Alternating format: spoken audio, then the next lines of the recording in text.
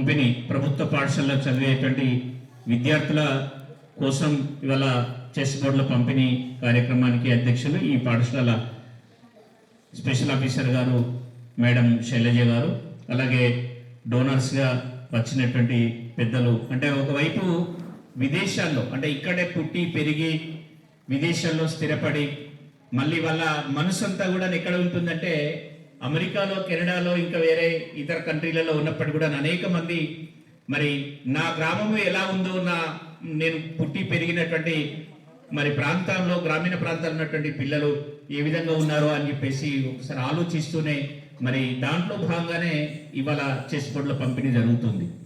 మరి ఆ విధంగా వచ్చినటువంటి కెనడాలో ఉన్నటువంటి కోమాండ్ల కృష్ణ గారు, కృష్ణ వెల్లికట్టె గ్రామ వాస్తవ్యులు.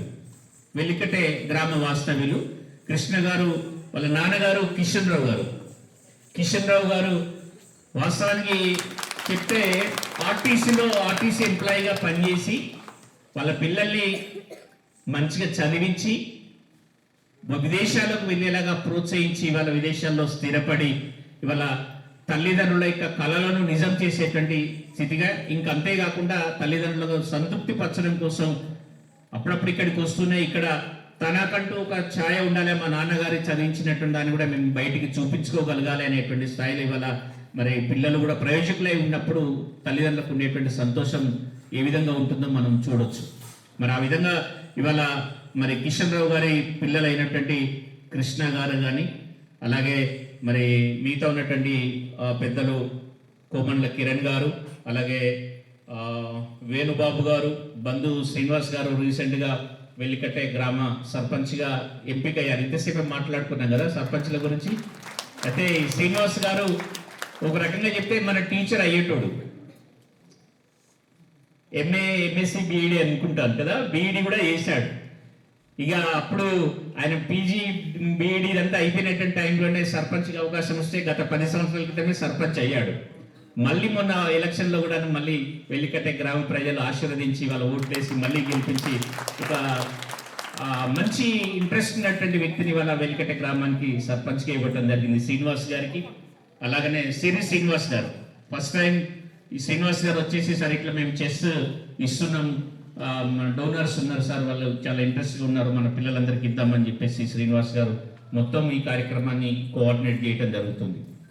వారు కానీ విజయ్ కుమార్ గారు కానీ, రాజన్న గారు, అయితే శ్రీనివాస్ గారు, ఇంకా ఇతర పెద్దలు, ప్రధానోపాధ్యాయ మిత్రులు, వివిధ పాఠశాల నుంచి వచ్చినటువంటి ఉపాధ్యాయ మిత్రులు, అలాగనే ఈ పాఠశాల ఉపాధ్యాయ మిత్రులు, ప్రియమైన విద్యార్థులారు. అయితే అసలు ఎందుకు టేకప్ చేశారని ఒక మాట శ్రీనివాస్ గారిని అడిగాను నేను. చాలా మంది అనేక రకాలైనటువంటి గేమ్స్ మెటీరియల్ ఇస్తుంటారు, బట్ చెస్ని ఎందుకు సెలెక్ట్ చేసిన కొంచెం ఆశ్చర్యం వేసి ఆ ప్రశ్న వేసినప్పుడు ఒక మాట దాని నుంచి వచ్చినటువంటి ఆన్సర్ ఏంటంటే, కోవిడ్ టైంలో బయటికి పోయి ఆడుకునేటువంటి అవకాశం లేదు. కోవిడ్ టైంలో ఈ దేశాన్ని మొత్తం, ప్రపంచాన్ని మొత్తం కూడా కోవిడ్ కబలించి వేసినటువంటి టైంలో పిల్లలు బయటికి పోవడానికి అవకాశం లేదు. ఇంటి వద్దనే ఉండి టీవీలకు, ఫోన్లకు అలవాటు పడిపోయి అనేక రకాలైనటువంటి మానసిక రుగ్మతలకు గురైనటువంటి సందర్భాన్ని ఇవాళ మనం తర్వాత చూస్తున్నాం, అప్పటికప్పుడు ఏర్పడలేదు. ఇవాళ అనేక మంది పిల్లలు మానసికంగా ఇబ్బంది పడుతున్నారు. నేను కొంతమంది పిల్లల్ని హై ప్రొఫైల్ ఉన్నటువంటి పేరెంట్స్ పిల్లల్ని గమనించాను. మా దగ్గరికి ఫిజియోథెరపీ క్యాంప్ ఉంటుంది, డాక్టర్ గారు వీక్లీ ట్వైస్ వస్తారు, మా ఆఫీస్కి వస్తారు. కొంతమంది హై ప్రొఫైల్, ఎందుకు ఈ పిల్లలు ఎలా అయ్యారని అడిగినప్పుడు, కోవిడ్ టైంలో చిన్న పిల్లోడు సార్, వాడు అసలు బయటికి వెళ్ళేటువంటి అవకాశం లేకుండా కంప్లీట్గా టీవీకి, ఫోన్కు అలవాటు పడిపోయి మానసికంగా చాలా ఇబ్బంది పడుతున్నాడు అని చెప్పేసినటువంటి సందర్భం.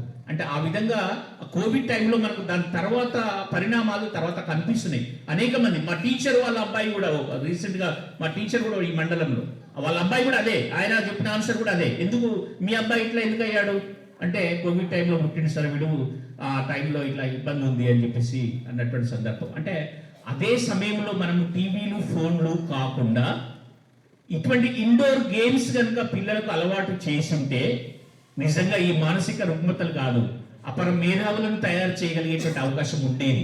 తల్లిదండ్రులు కనుక ప్రోత్సహించి ఉంటే మేధావులను ఈ ప్రపంచానికి అందించేటువంటి అవకాశం ఉండే.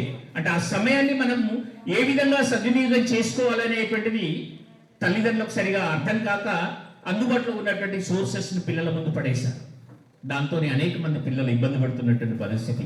అంటే దాని నుండి బయటపడటం కోసం ఇవాళ కూడా పిల్లలు అనేక మంది పిల్లలు కూడా ఆడుతూ పాడుతూ చదువుకోవాల్సినటువంటి వయసులో ఉన్నటువంటి పిల్లలు కూడా ఫీల్డ్ మీద ఉన్నటువంటి గేమ్స్ను ఇవాళ ఆడలేనటువంటి పరిస్థితిలో ఆడట్లేదు, ఆసక్తి చూపట్లేదు.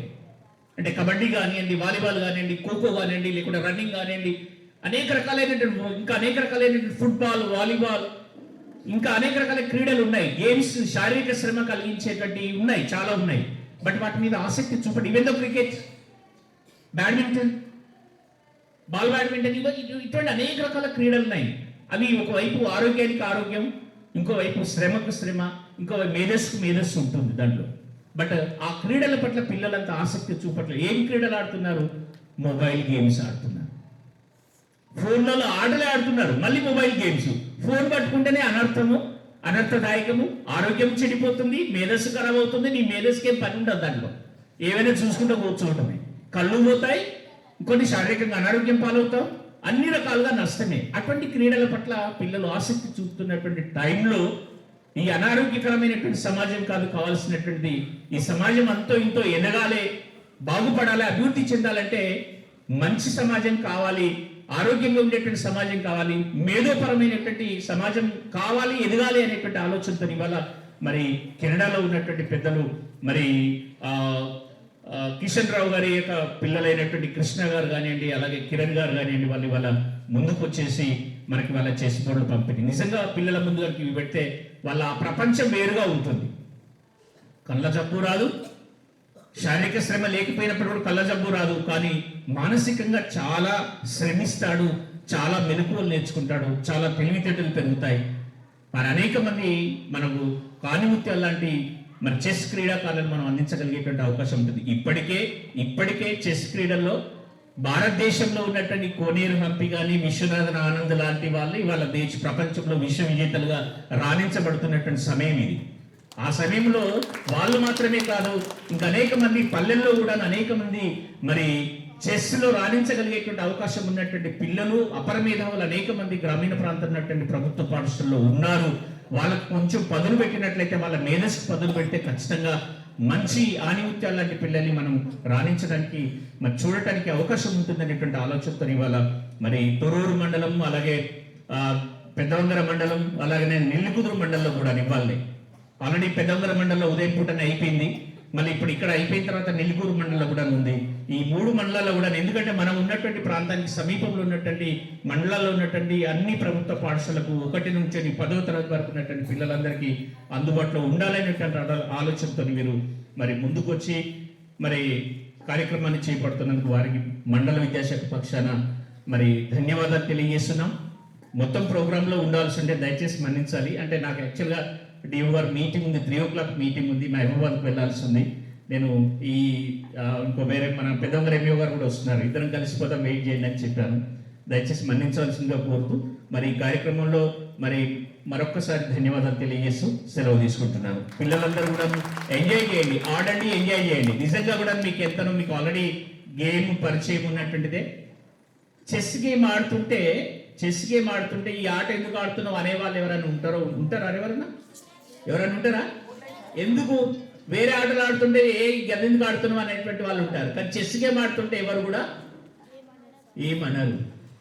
చాలా తెలివైనటువంటి పిల్లలు మాత్రమే ఆడేటువంటి గేమ్ చెస్ గేమ్, ఇంటలెక్చువల్స్ మాత్రమే ఆడే గేమ్. ఓకేనా? అటువంటి ఆటను మీకు పరిచయం చేయడమే కాదు, నైపుణ్యాన్ని కూడా పెంచడం కోసం ప్రయత్నం చేస్తున్నటువంటి పెద్దలకు మరి మండల విద్యాశాఖ పక్షాన మరొకసారి ధన్యవాదాలు తెలియజేస్తూ సెలవు తీసుకుంటున్నాం. Thank you very much.